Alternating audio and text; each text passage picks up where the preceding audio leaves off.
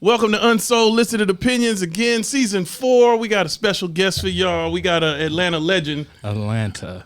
We got DJ Jelly in the house, y'all. Yeah. Hold on, that wasn't loud enough. Yeah, here we go. I got it that time. Yes, so in the building. Yeah, we got DJ Jelly's part of my I guess my DJ Trinity. When I do the Trinity of DJs. Yeah. Because there's been a lot of DJs on the airways in Atlanta. Yeah, but he's part of my Trinity. Like, right. Like that hit my soul. I got Jelly, Smurf, and Nabs. And those my 3. Yeah.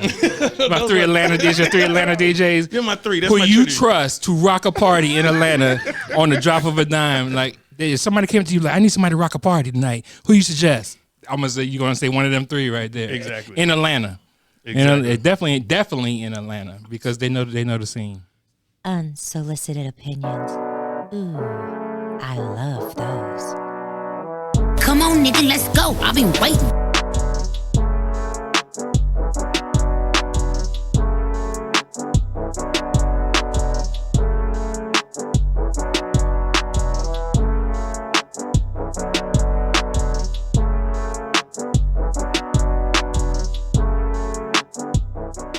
So let's get some info for Jelly. Jelly, how'd you even come up with Jelly Bean? Like where'd that come from? That came originally I'm from St. Louis, and when people say that St. Louis, they be like, he from Atlanta, but I was birthed in St. Louis and raised in Atlanta. So anyway, going back to the beginning, the origin. So I'm a big Prince fan. Who's not? But I'm like coming to high school with suit jackets on like the time. Did you have the puffy shirt on? No, I didn't do that. You notice I said suit jackets like the time. So, you know what I'm saying? No disrespect to Prince, like the time. No, so the time was more on that masculine tip. Yeah, they were. But listen, so my boy was like, even though I look like more like Jerome, but he was like Jelly Bean, the drummer. Who's the drummer? Oh, yes. I didn't know that. Yeah. I was like, Jelly Bean. He kept saying that. I'm like, man, come on. Then I'm graduating from high school. Crush you like a jelly bean. I'm bad. I'm like, oh, that's it. That's it. Jelly bean. Jelly bean. I was like, that's it. That's it. I like it now. That's my DJ name. At first, I wasn't with it, but then I heard that. I was like, Cool J, it's a rap. Shouts out to Cool J. Jelly Bean. That. Yeah. You know, and that's how I started. Right. I mean, that was a hard. Straight up. When that LL Cool J song came out, me and this dude was like, damn, this is so hard. Boom, boom, boom, boom, boom, boom. That Stevie Wonder boy. Ooh, It did. I guess brothers got lazy at some point. You just became Jelly. Well, when you in Atlanta, people don't want to say a lot of stuff. They want to keep it simple. Yeah. Jelly. I mean, that's most of our language is like that because everybody's sorting it up. Yeah, you sorting it up and Sorting it up. That's why DJ Jelly. That's why Shorty is Jelly. Shouty. It's Shouty. They say jelly. Jelly. And that's it. It's funny you say that because I remember Nelly, speaking of Nelly, we both came from U City. We did the VH1 honors down south hip hop. We did that like in, I don't know, it might have been 2010 or something. I don't know. I messed up the timeline. Yeah, but I mean, you've been around. And he was laughing. He was like, boy, they don't say jelly, but they just say jelly. You know you in Atlanta. Yeah. I like you right, Nelly. Yeah. I'm just saying, Yeah. much love to Atlanta though, for real. I mean, we shorten everything down here. So do you like for people that don't know, you were one of the originators of this mixtape game. In Atlanta. Yeah, in Atlanta. I mean, shouts out to King Edward J, I say. I'm just saying he the triple OG. Yeah, right. Yeah. Nothing but respect to him. But a lot of people don't know about that whole history of the Atlanta mixtape game. It's real. Smurf, Lady DJ, T-Bone. I forgot about Lady Kizzy DJ. Rock. Oh, Kizzy.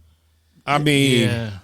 Atlanta's hip hop scene goes way beyond a lot of people. I go way before I got here. It goes way before all the music that you hear now, the trap music as we like to call it. But Atlanta has a hip hop scene prior to that. Absolutely. And you gotta respect it. And well, you should at least acknowledge it. I mean, you gotta respect it and respect it. You have to because they laid the groundwork for all these artists that's out here now. That's right. So shouts out to my partner MC Assault, Triple OG, from Mount Vernon. How'd y'all link up? Oh, so he from Mount Vernon? He from Mount Vernon. From Money That's Earning? crazy. But he came down here when he was a child, so it is what it is. Right. A lot of people, You know, Smurf came from Florida. I'm just saying, like, There was a black migration to Atlanta in the 80s. Raheem came from Dallas. I'm just saying, like, really? Yeah, I did not know that. Shadi came from New York. That's why he had the accent. Yeah, So we can't. I'm just saying, like, it's always been a melting pot in Atlanta. Atlanta's like a hub. And it goes deeper than the music, obviously. It's a hub. Yeah. And, you know, from the transit, you know, back in the day, the railroad situation. Look, I don't want to get into a history lesson, but it's a hub. No, get into it. It's a hub. It is. Atlanta, Georgia is a hub to the whole world, to the United States, definitely. And what I think is a lot of artists, I mean, it goes back to our black roots. Like, a lot of black people left the South in a certain area.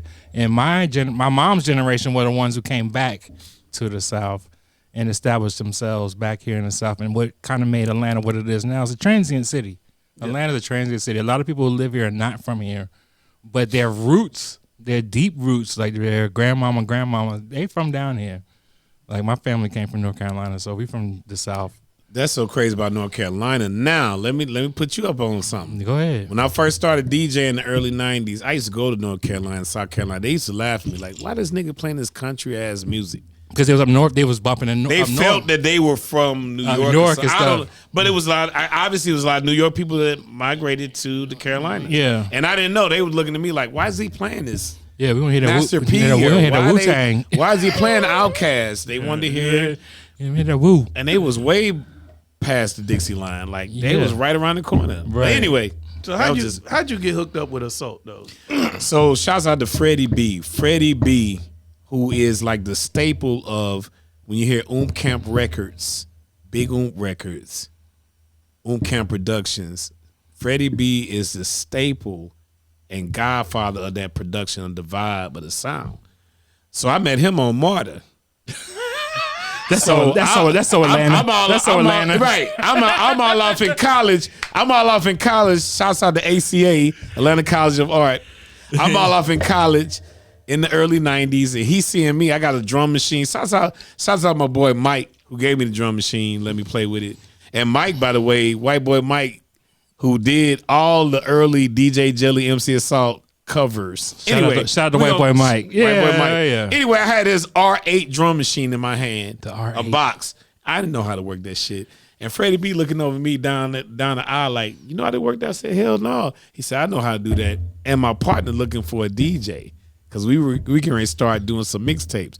I was like, fuck it, let's go. I'm gonna learn this shit. Right, I'm gonna learn this shit. A balls to the wall. And Freddie B put me with MC Assault. MC Assault was Jonesboro South. That's where he grew up in the ghetto. In the JV. He gonna tell you that. He like, Mom, so ghetto. Anyway, shouts out to MC Assault, my partner. Shout out to JBS. I got some memories over there. Oh too. my God, the South. Shout out to that gas station I should pull up on. Kente. Shouts out to Kente and Lakura. Them fat pillows I used to get over there. Believe it. So we got together. He was like, he's looking for a DJ. So we started doing mixtapes. Shouts out to Starvin Marvin. That was our marketing director at the time, but he was in the hood going everywhere. So hold on. So y'all just gave the nigga the market director title. I'm saying, I'm Shout out saying, my nigga marketing director. Look, Starvin Marvin. I'm just saying that now because he was like, But he's the hood marketing director. man, he going out catching everybody. Hey, you want to hit this tape? He going out to everybody, touching everybody. Women, he love the women. But I mean, That's why I love black people, man. I love black people. Right, we gave the hood nigga the marketing director. Marketing director. So that's how we started. Freddie B. The nigga that in the parking lot handed out shit. Right. That's So, the marketing director. check this out. Freddie B. He was the producer. He was the man who created a lot of the music. Word. MC Assault was like Rick Rubin. He'd be like, I know that need to be like this, and y'all need to do that. Well, I respect that because it's a vision. It's a vision. It's a vision. That's you have to have that. Somebody has to. Somebody has to in the crew. Right. And this was before we met Big Oom. This was 2 years before we met Big Oom. Right. We created the mixtape, the DJ Jelly, MC Assault mixtapes, which, I mean, it started with the DJs. Now, MC Assault used to be a DJ, you know what I'm saying? But he was like, look, I'm going to get with you and Freddie B. We're going to do this. And we did it. Right. I mean, the DJ used to be starting the show. All the time. Always. I have to say that y'all basically were the soundtrack for Freaknik. Yep.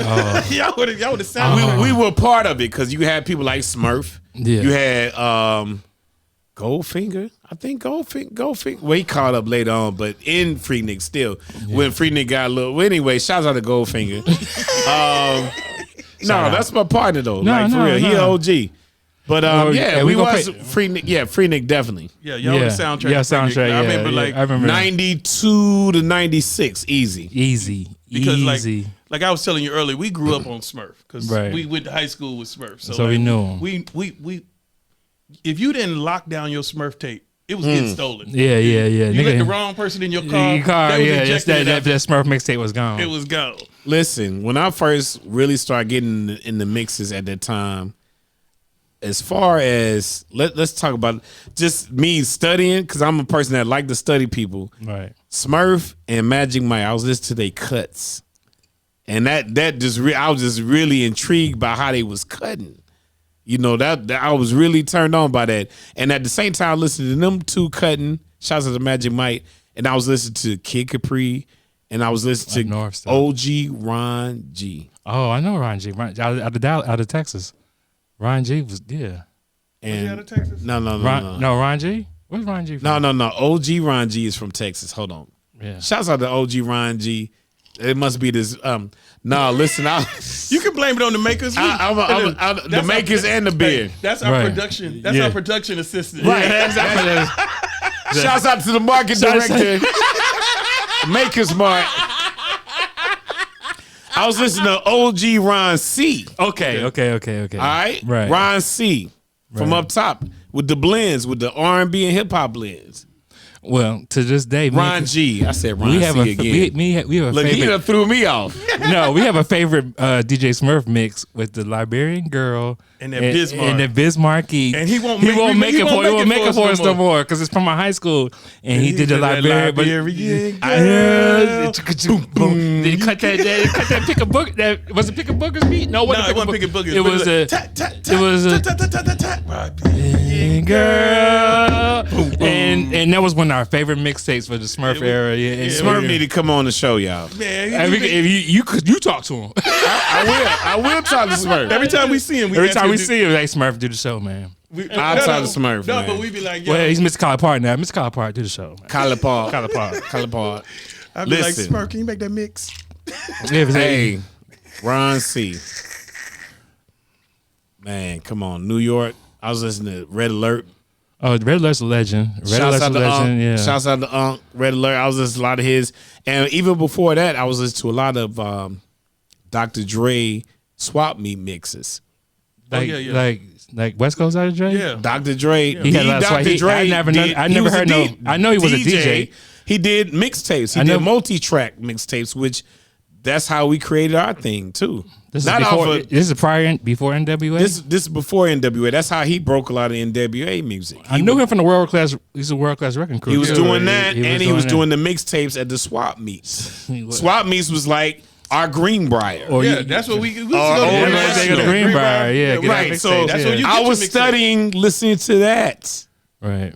and just the whole technique. So you're a student of the game. So Man, I what love at least hip-hop. me. I'm about to say at least me. How did you get in? Did we ask this guy how did you get into DJing? Like just Well, before that, I got into DJing by I used to do a lot of house parties in St. Louis in high school, and my boy, one of my boys, I don't forgot his goddamn name.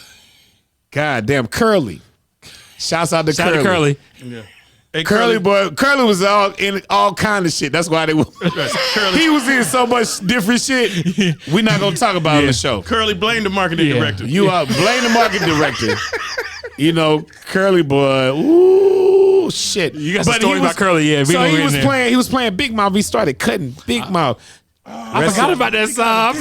How you forget about Big That's Mouth? Houdini, right? It's Houdini. Houdini. Yeah. Shouts out to XC, rest in heaven. Rest in heaven, man. Yeah. Man, listen, he was cutting Big Mouth. I said, man, I could do that shit. And I was already breakdancing before that. So I was breaking. I was Right. beep, beep, beep, and I was Yeah. windmilling and shit. Oh, he was good. I was on that shit.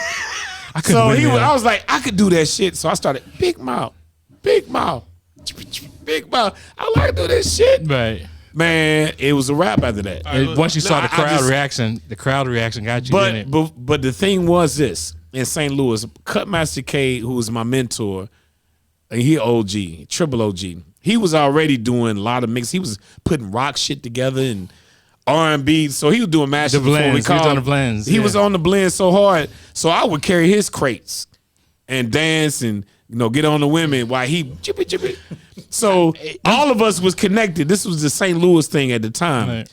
And Curly started cutting. I was like, fuck it. I've been listening to Cut Master K. Curly doing that. I'm going to do that shit. Fuck that. Do you feel in a certain type of way that's how it should go? Like you got to pay your dues. Like you carry crates. But I didn't know. You carry crates, and then like if anybody coming up behind you, you gonna like, yo, this is what you got to do first. Right. Like you got to carry these crates for me, and you got to stand behind me while I rock the show. But that's real though. Yeah. Yeah. Everybody just can't come in and balls to the wall. You can't just come in and be the star of the show. Oh, none of that. That's just you gotta earn it. Let me ask you this: since we talking about your origins of DJing, do you remember what your first mixer was? Because I remember in our era, everybody had that Radio Shack Realistic. You remember the Radio Shack? He just answered the question. The man just answered. That means you are a grown ass man. He answers his own question. He answers his own question. That's what it is. Sure, That realistic. That realistic. It was some lucky Negroes that got And what kind of turntables did you have? You ain't had no techniques. Not out the rip. No. Hell no. That's just untamable. You can't get down. I ain't getting no damn technique till like maybe I don't know, probably 4 years after I started. Like it's like that was I got one. Not a pair. I got one. What was the other one? It was a straight on. It was a straight on. Man, come on, man. A lot of DJs don't talk about that. RCA. Straight on. Man. With a nickel on top. But of it. listen, on top of the dick. even before that, I was tearing up my father's shit.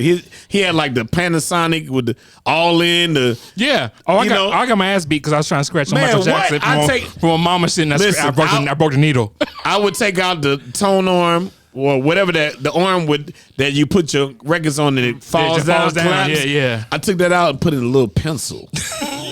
A pencil, cut pencil, and take the record and go chippy chippy, fucking up all my father's. All the fucking records. Yeah. Shouts out to my father, OG. What's up, young man? He didn't My deter mom- you. I was He didn't My tear it mom up. took out credit to get one of them, the stack system, and the day she got it, I was in there cutting up Thriller, and I broke the needle, and I got my ass beat. There you go. But that's what we love. That's though. what we. That's what. I was like, Mom, I want to scratch. So you ain't heard this joint? I'm scratching. She's like, what? Man, that's some shit. That's some She's shit. like, how'd you do that? I was like, scratching, Mama. I was scratching. She was like, what is that? Like, you need to listen to this. You sound like Gator. I scratched. I scratched it.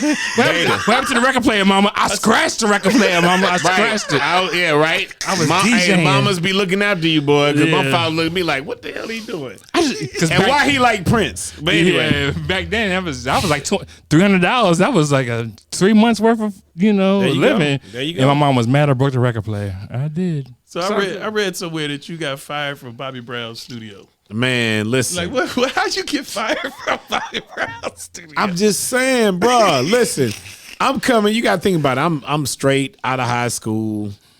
I'm vibing. I'm getting in with all the artists that's in the studio, like Peebo Bryson and Oh, wow. Christopher Williams. Don't break me. All them in there. All the pretty light skinned niggas. The OGs and the young G's at the time.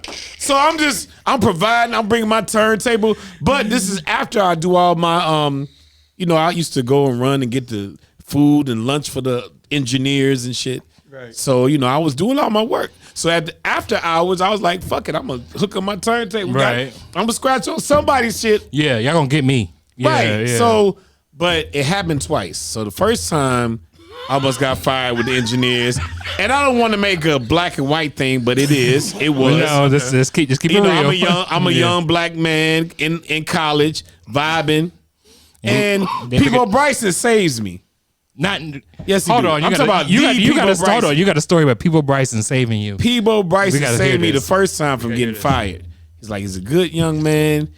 He's studious. He's in college. What are y'all doing? So Bobby Brown was nowhere around. This was an old Well, white. we know where he was at. It was an all white gentleman named Tom who ran the Exactly. studio with hair coming out his ears and nose at the same time.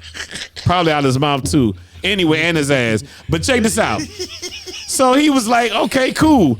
So the second time I knew it was something going on. They was looking at me. They was like, who this black boy that know everybody? Right. It wasn't, I just networked. That's what I came to Atlanta to get in it. Right.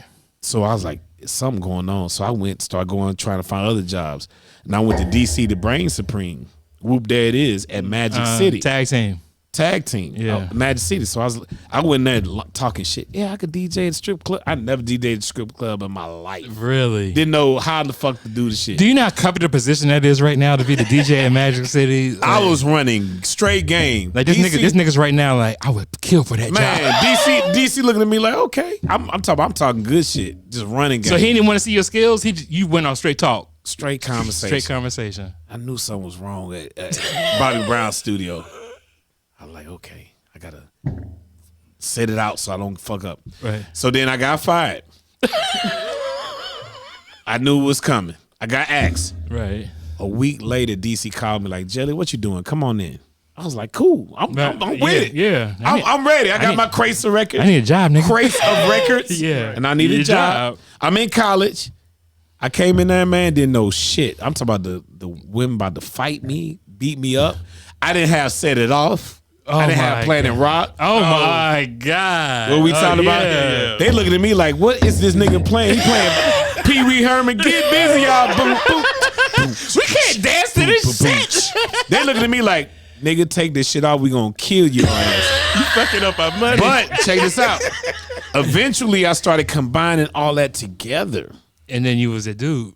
I was like, this is music. Like, Right. I had to show them. I couldn't say it because they was like, nigga, we don't understand none the fuck you talk about. But once you start mixing that shit, mixing that shit, putting the different genres together, whether it was East Coast, putting that dance beat behind it, and putting the dance beat behind it. Planet Rock and Set It Off are the staples. Of Atlanta music. It's the pulse of Atlanta. So Magic and City, the shit ain't even it don't even come from Georgia. Magic City is your first DJ college. job. First DJ job and first college experience and first Atlanta experience. That's amazing. That's amazing. Now, I want to ask you two things. I'm a student. Shouts out to Magic and Baby Magic. I want to ask you two things about Magic. First off, okay, were the lemon pepper wings still was good back then as they claim to be right now? let me tell you something. I was so much on that White Russian that I didn't even get to the lemon pepper at the time. Listen, everybody knew me for the right. I wasn't snorting cocaine or none of that, but I had the White Russians. That was your thing. One time I was in there, man, I had the whole day. I did day shift. I had the whole day shift drinking White Russian. It was a line down the bar, nothing but White Russians. I could just see it. Everybody was like this. Cheers. Hold on, what time day shift start? Day shifts started at goddamn 12 to 8, ain't it? It was 12 to 8. I got there about 10 o'clock. Every time, but listen, and you had to spend for 8 hours to spend. Yeah, 12 to 8. I didn't give a fuck because I was looking at fine women, shaking their ass, and getting White Russians, and people snorting cocaine over here, and tow cars coming in the door. I'm about to say, how did it feel to be fucked up at 8 o'clock every day? There, like it was just crazy shit going on. Now, okay, but second question, magic question is because Atlanta strip club etiquette is. It's known. It's known. So, since you were DJing and you got the mic, how many times did you have to tell people to pay their pussy bill? You had to remind them. Oh, even 2 drink minimum, brothers. Don't touch the girls, bro. The rotation was 2 minutes for both of them. What you just said. I got embarrassed by a strip club. Hey, bro, you you had to. Had to. Y'all gonna be down there with the girls. You gotta spend some money, fellas. Man, you had to do that, man. You can't be looking without paying, brothers. So that whole experience was just incredible, man. That was my real education into the Atlanta culture. Into Atlanta culture. That was my education. And it threw you to the wolves. Magic City. Man, I was in that motherfucker sweating. Motherfuckers great. Kill me. Magic called me down to the office one time. He said, Jelly, you can't be calling my bitches. Hold on. Hold on. There's a nigga named Magic? Yeah, I did not know this. Yes. His name is Magic. Yes. Absolutely. I did not know this. Absolutely. He said, you can't call my bitches. That's what I do. I was like, okay. All right, OG. I just went back upstairs. Like, listen, Magic City was a beautiful experience. It really introduced me to the culture of Atlanta. And I can never forget that because from there, the contacts, I just all that, the network, the net worth, like from there it was a wrap. Then I got into the mixtape game a year after that. Right. So we just put it in chronological order. Wow. So that was the early that was like 90. And then the mixtape game came 91, 92. And we were on Simpson Road. Shouts out to MC Assault again, Simpson Freddie Road. B. Slanging tapes like we slanging cocaine or I was something. about to say, if y'all ever We was question whether goddamn literally at Westlake, at the damn, it was the BP then. It ain't the BP no more. We was slanging tapes every day, but Sunday through Sunday. Eventually they shit sold I itself. was about to say that was the early Atlanta game. That's how Ludacris got in the game. That's how a lot of people got in the game. But Man, Ludacris came to my house with the incognito. Like, let's sit down, Jelly. We got to listen to this. He was Chris Lover on the Chris radio. Lover and Poon Daddy. I remember that. Shouts out to Poon Daddy on the West Coast. He came to my house. Let's sit down and listen to this. Because I need to have your opinion, your understanding. Right. That's how my stamp of approval eventually started happening. DJ Jelly stamp of approval, because people were like, Jelly, because I'm being honest with them. Right. It's just going to fly or not. And it's going to fly or not. Whether I'm right or wrong. But they wanted your opinion, though. They wanted my opinion. That has been a blessing through this game.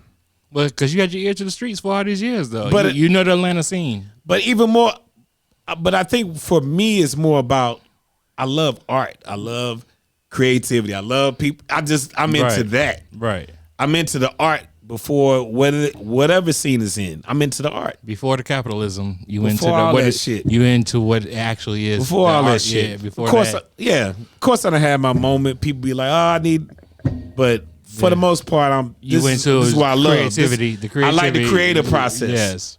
And I'm a cheerleader for that. I'm a cheerleader for that shit. Right. And the art of it. You know why? Because you're a hip hop head. And that's what it's always been about. That's the basis of it. It's Grandmaster Flash. Are you dope or not? You dope or not? Right. Yeah, that's all we want to know. Grandmaster Flash. That's all we want to know. Wheels of Steel. Goddamn Wild Style movie. We don't Whatever. care where you from. Yeah, we don't care where you from, what you do. Is this shit dope? Is this shit dope? Yay or nay? I don't care. Come on, man. Yeah. Come on, man. Come on, man. People got to understand it. All right. Well, what's up? Nah, we go. How you feeling? I'm feeling great, but we gonna take a break. Yeah, because I got to pee. We gonna take a break. Hey, that part. We gonna take a break. We gonna see y'all next Thursday with the second half of DJ Jelly. We gonna bring in another guest, get some more intel There you go. on the There roots you of go. hip hop. Boom. Thank y'all for joining in. Hope y'all got 2 bathrooms. You go first. I go upstairs. Holla.